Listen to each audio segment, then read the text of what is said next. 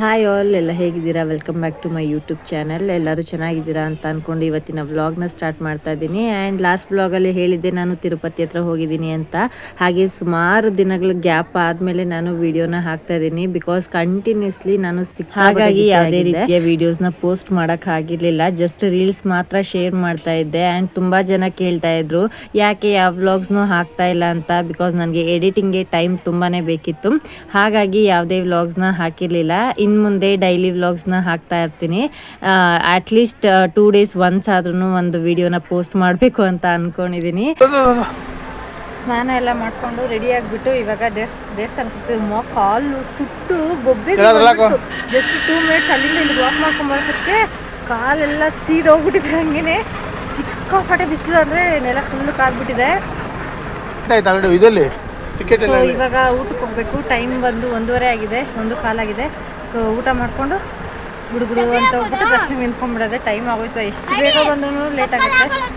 So ಇವಾಗ ದರ್ಶನಕ್ಕೆ ಹೋಗ್ತಾಯಿದ್ರಿ, phone allows ಇಲ್ಲ, ಒಳಗಡೆಗೆ ಇಟ್ಬಿಟ್ಟು ಹೋಗೋದು. ಟೈಮ್ ಆಗೋಗ್ಬಿಟ್ಟಿದೆ. ದರ್ಶನ ಮಾಡ್ಕೊಂಬಂದು ಸಿಗ್ತೀನಿ. ಇನ್ನು ಫೋನ್ಸ್ ಎಲ್ಲ ಒಳಗಡೆ ಇಟ್ಬಿಟ್ಟು ಹೋಗಿದ್ವಲ್ವಾ. ಸೊ ದರ್ಶನ ಮುಗಿಸ್ಕೊಂಬರೋಷ್ಟೊತ್ತಿಗೆ ರಾತ್ರಿ 9:30 ಆಯಿತು. ನನ್ನ ಟಿಕೆಟ್ ಇದ್ದಿದ್ದು 1 ಗಂಟೆಗೆ ನಾವು ಒಳಗಡೆ ಹೋಗ್ಬೇಕಿತ್ತು. ಬಟ್ ನಾನು 2 ಗಂಟೆ ಟಿಕೆಟ್ ಅಂತ ಅಂದ್ಕೊಂಡು 1 ಗಂಟೆನ ಮರ್ತುಬಿಟ್ಟು 2:30 ಆಗಿತ್ತು ನಾನು ಒಳಗಡೆಗೆ ಹೋಗೋಷ್ಟೊತ್ತಿಗೆ. ಸೊ ಆದ್ರೂ ಬಿಟ್ಟರು. ಬಟ್ ಏನಾಯಿತು ಅಂತಂದರೆ ನಾವು ಹೋಗಿದ್ದು 1 o'clock ಹೋಗಿದ್ದಿದೆ, ನಾವು ಇನ್ನೂ ಬೇಗ ಬಂದಿರ್ತಾ ಇದ್ವಿ.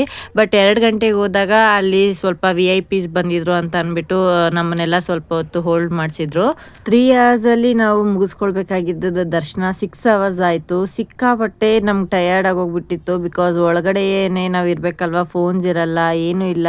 ಹಾಗೆ ತುಂಬ ಜನ ಮಕ್ಕಳು, ವಯಸ್ಸಾಗಿರೋರು ಎಲ್ಲರೂ ಇದ್ದರು. ಮತ್ತು ತುಂಬ ಅಲ್ಲಿ ಜಗಳ ಕೂಡ ಆಗ್ತಾ ಇತ್ತು, ನಮ್ಮನ್ನು ಬಿಟ್ಟಿಲ್ಲ, ಇನ್ನೂ ವೆಯ್ಟ್ ಮಾಡಿಸ್ತಾ ಇದ್ದಾರೆ ಅಂತ ಅಂದ್ಬಿಟ್ಟು. ಹೇಗೋ ಹಾಗೆ ದರ್ಶನ ಮಾಡ್ಕೊಂಡು ಬಂದ್ವಿ. ಅಂದರೆ 1 ಸೆಕೆಂಡ್ ನಾವು ತಿಮ್ಮಪ್ಪನ ದರ್ಶನ ಮಾಡೋದಕ್ಕೆ ಸುಮಾರು 6 ಇಂದ 7 hours ನಾವು ವೆಯ್ಟ್ ಮಾಡಬೇಕಾಯ್ತು. ಸಿಕ್ಕಾಪಟ್ಟೆ ಕಷ್ಟ ಆಯಿತು. ಬಟ್ ಸ್ಟಿಲ್ ದರ್ಶನ ಮಾಡಲೇಬೇಕು ಅಂತ ಹೋಗಿದ್ಮೇಲೆ ಇದನ್ನೆಲ್ಲ ನಾವು ಲೆಕ್ಕಕ್ಕೆ ತಗೊಂಡ್ರೆ ಆಗಲ್ಲ.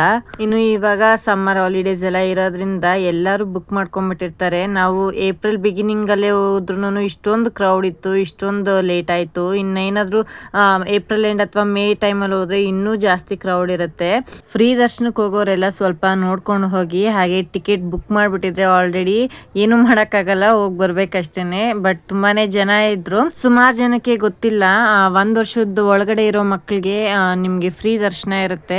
ಸೊ ಬೇಗನೆ ದರ್ಶನ ಕೂಡ ಆಗುತ್ತೆ. ಯಾರಾದರೂ 1 ವರ್ಷದ ಒಳಗಡೆ ಮಕ್ಕಳನ್ನ ಕರ್ಕೊಂಡೋದ್ರೆ ಆ ಫೆಸಿಲಿಟೀಸ್ನ ಯೂಸ್ ಮಾಡ್ಕೊಳ್ಳಿ.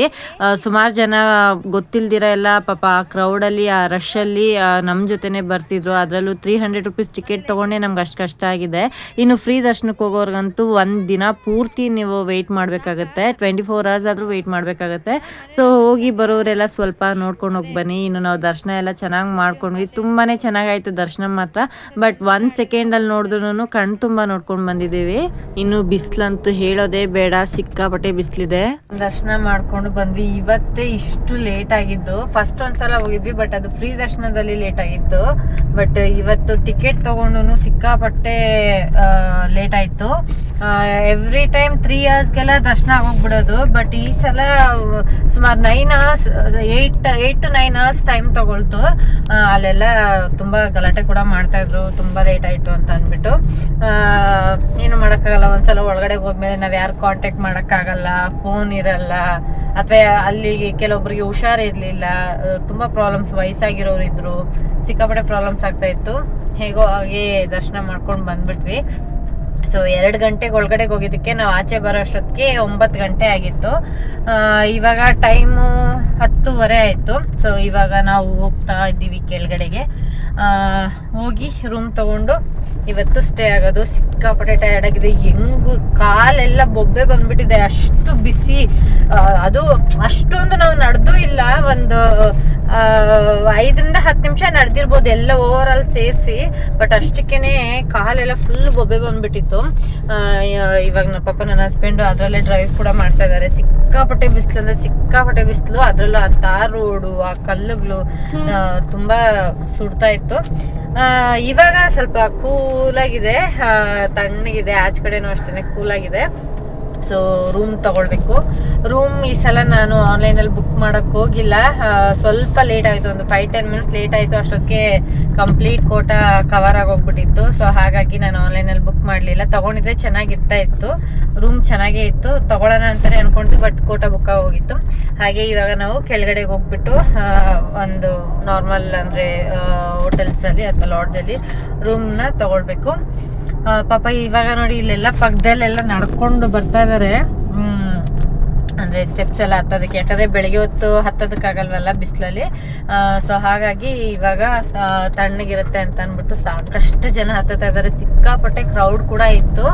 ಅದರಲ್ಲಿ ಸೆಂಟ್ರಲ್ಲಿ VVIPಗಳು ಬೇರೆ ಅವ್ರದ್ದೇ ಗಂಟೆಗಟ್ಟಲೆ ತಗೊಳ್ತಾ ಇತ್ತು. ಅದರಿಂದನೇ ಎಷ್ಟೋ ಜನಕ್ಕೆ ತುಂಬ ಪ್ರಾಬ್ಲಮ್ ಆಗಿದ್ದು. ಇನ್ನು ವಯಸ್ಸಾಗಿರೋರು ಮಕ್ಳಿಗಂತೂ ಸಿಕ್ಕಾಪಟ್ಟೆ ಪ್ರಾಬ್ಲಮ್ ಆಗುತ್ತೆ. ಸೀನಿಯರ್ ಸಿಟಿಸನ್ಸ್ ಇದ್ರೆ ದಯವಿಟ್ಟು ಬುಕ್ ಮಾಡ್ಕೊಂಬಿಡಿ ಮೊದಲೇನೆ. 3 months ಮುಂಚೆ ನಾವು ಟಿಕೆಟ್ ತೊಗೊಂಡು ಹೋದ್ರೂ ಏನು 300 rupees ಪೇ ಮಾಡಿದ್ರು 8 to 9 hours ನಾವು ವೆಯ್ಟ್ ಮಾಡ್ಬೇಕಂದ್ರೆ ಅದೇನು ತಮಾಷೆ ವಿಷಯ ಅಲ್ಲ. ನಾವಾದ್ರೂ ಓಕೆ, ನನ್ನ ಮಕ್ಕಳು ಕೂಡ ಬಿಸಿಲಲ್ಲೆಲ್ಲ ಅಷ್ಟೆಲ್ಲ ಹೋಗಿ, ಆಮೇಲೆ ನಮ್ಮ ಅತ್ತೆ ಕೂಡ ಪಾಪ ಅವ್ರ ಕಾಲೆಲ್ಲ ಮೊದಲೇ ಗೊತ್ತಲ್ಲ ಫಾರಿನರ್ಸ್ ಕಾಲೆಲ್ಲ ಹೆಂಗಿರುತ್ತೆ ಅಂತ, ಫುಲ್ಲು ಸಾಫ್ಟು ಅಂತಂದ್ರೆ ಅವ್ರ ಕಾಲೆಲ್ಲ ಅವ್ರದ್ದು ಬೊಂಬೆ ಬಂದ್ಬಿಟ್ಟಿದೆ. ಇನ್ನು ನನ್ನ ಹಸ್ಬೆಂಡ್ ಕಾಲು, ಮಕ್ಳ ಕಾಲು, ಇನ್ನು ನಾಳೆ ವೇಲೂರ್ಗೆ ಹೋಗೋದು. ಸೊ ಹೋಗಿ ರೂಮ್ ತೊಗೊಂಡು ಇವತ್ತು ಸ್ಟೇ ಆಗೋದು. ಇವತ್ತಿನ ಈ ವ್ಲಾಗ್ನ ನಾನು ಇಲ್ಲಿಗೆ ಎಂಡ್ ಮಾಡ್ತಾ ಇದ್ದೀನಿ. ಯಾರೆಲ್ಲ ತಿರುಪತಿಗೆ ಬರಬೇಕು ಅಂತ ಇದ್ದೀರಾ ದಯವಿಟ್ಟು ನೋಡ್ಕೊಂಡು ಬನ್ನಿ. ನೀವು ಇವತ್ತು ಅಂದರೆ ಈ ಮಂತ್ 24th ನೀವು ಆನ್ಲೈನಲ್ಲಿ ರಿಲೀಸ್ ಆಗುತ್ತೆ.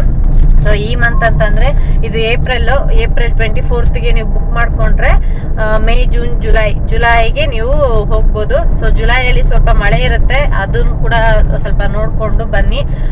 ಆದರೆ ಆ ಟೈಮಲ್ಲಿ ಸ್ವಲ್ಪ ಖಾಲಿ ಇರುತ್ತೆ. ಸೊ ನೋಡಿಕೊಂಡು ನಿಮ್ಮ ಪ್ರಿಕಾಷನ್ಸ್ನ ತಗೊಂಡು ನೀವು ಬನ್ನಿ, ನಿಮ್ಮ ಸೇಫ್ಟಿನ ನೋಡಿಕೊಂಡು ನೀವು ಬನ್ನಿ. ಹಾಗೆ ವಾಟರ್ ಬಾಟಲ್ಸ್ ಎಲ್ಲ ಅಲೋಡ್ ಇಲ್ಲ, ಆಮೇಲೆ ಶಾರ್ಪ್ ಎಕ್ವಿಪ್ಮೆಂಟ್ಸ್ ಎಲ್ಲ ಅದು ಕೂಡ ಅಲೋಡ್ ಇಲ್ಲ.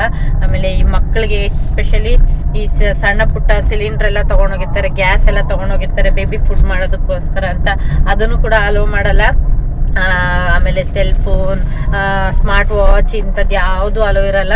ಸೊ ಏನೇ ಮಾಡಬೇಕು ಅನ್ನಂಗಿದ್ರು ತಿಳ್ಕೊಂಡು ಮಾಡಿ. ಮತ್ತು ಬಿಫೋರ್ 12 years ಮಾತ್ರ ಫ್ರೀ ಟಿಕೆಟ್ ಇರುತ್ತೆ, ಆಫ್ಟರ್ 12 years ಚಾರ್ಜಸ್ ಮಾಡ್ತಾರೆ. ಸೊ ಅದನ್ನೆಲ್ಲ ನೀವು ಒಂದ್ಸಲ ಚೆಕ್ ಮಾಡಿಕೊಂಡು ಬರ್ತ್ ಸರ್ಟಿಫಿಕೇಟಿಂದ, ಆಧಾರ್ ಕಾರ್ಡಿಂದ ಕಂಪ್ಲೀಟಾಗಿ ನೀವು ತೊಗೊಂಡೋಗಿ. ಜೀನ್ಸ್ ಅಲೋಡ್ ಇಲ್ಲ. ಮತ್ತು ಹೆಣ್ಮಕ್ಳು, ಎಸ್ಪೆಷಲಿ ಹೆಣ್ಮಕ್ಳು ದುಪ್ಪಟ ಇರೋವಂಥ, ಸ್ಲೀವ್ ಇರೋವಂಥ ಡ್ರೆಸ್ಸಸ್ನೇ ವೇರ್ ಮಾಡಬೇಕು. ಸಾರಿ, ಕುರ್ತಾಸ್ ಇಂಥದ್ದನ್ನೇ ವೇರ್ ಮಾಡಬೇಕು. ಜೀನ್ಸ್ ಅಲೋ ಇಲ್ಲ, ಸ್ಲೀವ್ಲೆಸ್ ಅಲೋ ಇಲ್ಲ, ಮಾಡರ್ನ್ ಡ್ರೆಸ್ಸಸ್ ಅಲೋಡ್ ಇಲ್ಲ. ಸೊ ಇದಿಷ್ಟು ತಿರುಪತಿಯಲ್ಲಿ ನೀವು ತೊಗೊಳ್ಬೇಕಾಗಿರೋ ಅಂಥ ಪ್ರಿಕಾಷನ್ಸ್, ಸೇಫ್ಟಿ ಮೆಷರ್ಸ್ ಎಲ್ಲನೂ. ಸೊ ಈ ವ್ಲಾಗ್ನ ನಾನು ಇಲ್ಲಿಗೆ ಏನು ಮಾಡ್ತಾ ಇದ್ದೀನಿ. ಈ ವ್ಲಾಗ್ ಇಷ್ಟ ಆದರೆ ಲೈಕ್ ಮಾಡಿ, ಶೇರ್ ಮಾಡಿ. ಹಾಗೆ ನನ್ನ ಯೂಟ್ಯೂಬ್ ಚಾನಲ್ನ ಸಬ್ಸ್ಕ್ರೈಬ್ ಮಾಡ್ಕೊಳ್ಳಿ. ಫೇಸ್ಬುಕ್ ಅಲ್ಲಾದರೆ ಫಾಲೋ ಮಾಡ್ಕೊಳ್ಳಿ, ಇನ್ಸ್ಟಾಗ್ರಾಮಲ್ಲಾದರೂ ಫಾಲೋ ಮಾಡ್ಕೊಳ್ಳಿ. ಮುಂದಿನ ವ್ಲಾಗ್ ಜೊತೆ ಸಿಗ್ತೀನಿ. ಎಲ್ಲಿಗೆ ಹೋದ್ವಿ ಅಂದರೆ ಗೋಲ್ಡನ್ ಟೆಂಪಲ್ ವ್ಲಾಗ್ ಆಗಿ ತಿರುವಣ್ಣಾಮಲೈ ವ್ಲಾಗ್ನ ನಾನು ಅಪ್ಲೋಡ್ ಮಾಡ್ತೀನಿ. ಸೊ ಸ್ವಲ್ಪ ಲೇಟ್ ಆಗ್ತಾ ಇದೆ, ಯಾಕೆಂದರೆ ಸ್ವಲ್ಪ ಅಲ್ಲ ಜಾಸ್ತಿನೇ ಲೇಟ್ ಆಗ್ತಾ ಇದೆ ವಿಡಿಯೋಸ್ ಪೋಸ್ಟ್ ಮಾಡೋದು. ತುಂಬ ಕಂಟೆಂಟ್ ಹಾಗೆ ಉಳ್ಕೊಂಡ್ಬಿಟ್ಟಿದೆ, ಬಿಕಾಸ್ ನಾನು ಸ್ವಲ್ಪ ಬ್ಯುಸಿ ಇದ್ದೀನಿ. ಹಾಗಾಗಿ ವಿಡಿಯೋನ ಕನ್ಸಿಸ್ಟೆಂಟಾಗಿ ಪೋಸ್ಟ್ ಮಾಡೋಕ್ಕಾಗ್ತಾ ಇಲ್ಲ. ಸೊ ಐ ಹೋಪ್ ಎಲ್ಲರೂ ಅರ್ಥ ಮಾಡ್ಕೊಳ್ತೀರಾ ಅಂತ. ತುಂಬ ಜನ ಕೇಳ್ತಾ ಇರ್ತೀರಾ ಯಾಕೆ ಮೇಡಮ್ ವ್ಲಾಗ್ನ ಆಗ್ತಾ ಇಲ್ಲ ಅಂತ ಅಂದ್ಬಿಟ್ಟು. ಸೊ ಫೇಸ್ಬುಕ್ಕಲ್ಲಿ ಕೂಡ ಹಾಕೋದು ಸ್ವಲ್ಪ ಕಡಿಮೆ ಆಗಿದೆ, ಸ್ವಲ್ಪ ಬ್ಯುಸಿ ಇದ್ದೀನಿ. ಸ್ವಲ್ಪ ರಿಲೀಸ್ ಆಯಿತು ಅಂತಂದರೆ, ನಾನು ಸ್ವಲ್ಪ ಫ್ರೀ ಆಯಿತು ಅಂತಂದರೆ ಖಂಡಿತ ಎವ್ರಿ ಡೇ ಪೋಸ್ಟ್ ಮಾಡೋದಕ್ಕೆ ಆದಷ್ಟು ಟ್ರೈ ಮಾಡ್ತೀನಿ. ಈ ವ್ಲಾಗ್ನ ಇಲ್ಲಿಗೆ ಎಂಡ್ ಮಾಡ್ತಾ ಇದ್ದೀನಿ. ಬಾಯ್, ಟೇಕ್ ಕೇರ್, ಗುಡ್ ನೈಟ್.